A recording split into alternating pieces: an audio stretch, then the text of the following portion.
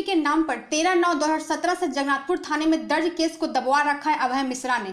मामला विवेकानंद विद्या मंदिर में वित्तीय गड़बड़ी का है। विवेकानंद विद्या मंदिर स्कूल प्रबंधन समिति के सचिव अभय मिश्रा अपने रसूखदार मित्रों और पैरवी के दम पर कुछ भी कर सकते हैं। पूर्व डीजीपी डीके पांडे के नाम पर इन्होंने स्कूल की वित्तीय गड़बड़ी से संबंधित प्राथमिकी को भी 2.5 साल से दबवा रखा है। झारखंड हाईकोर्ट की तरफ से रीट पिटीशन 429/2018 में इस प्राथमिकी पर आवश्यक कार्रवाई करने का निर्देश जस्टिस आनंदा सेन की अदालत ने दिया है। इसमें अभय कुमार मिश्रा समेत झारखंड सरकार, DGP, SSP Ranchi, SP Ranchi, DSP Hatia, police महानिरीक्षक 8 लोगों को आरोपी बनाया गया है। जस्टिस आनंदा सेन ने डीएसपी हटिया को मामले की सुनवाई कर जांच रिपोर्ट भेजने का निर्देश भी दिया है।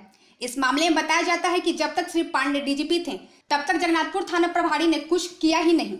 इसके लिए अभय मिश्रा बराबर दबाव डालते रहते थे।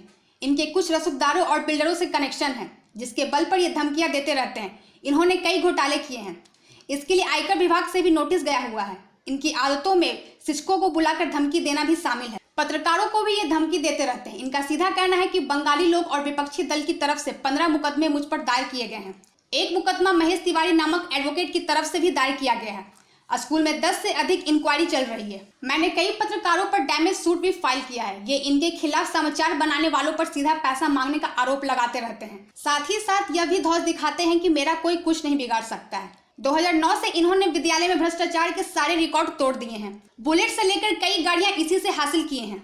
अब 1,88,000 का जावा मोटरसाइकिल भी इन्हें चाहिए। विद्यालय परिसर में 60 फीट का राष्ट्रीय ध्वज भी फहराया है, जो दिन रात फहरता रहता है। साथ ही साथ हम आपको ये बताते चले कि अभय मिश्रा कई नामों से फेसबुक चलाते हैं। उनके खिलाफ कुछ भी करने वाले या लिखने वाले को बदनाम करते हैं। लाइव झारखंड ब्रेकिंग इनके कारनामों को उजागर कर रहा है, जिससे अभय मिश्रा बौखला गए हैं और लाइव झारखंड ब्रेकिंग के संवाददाता को लगातार मिस्ड कॉल कर रहे हैं।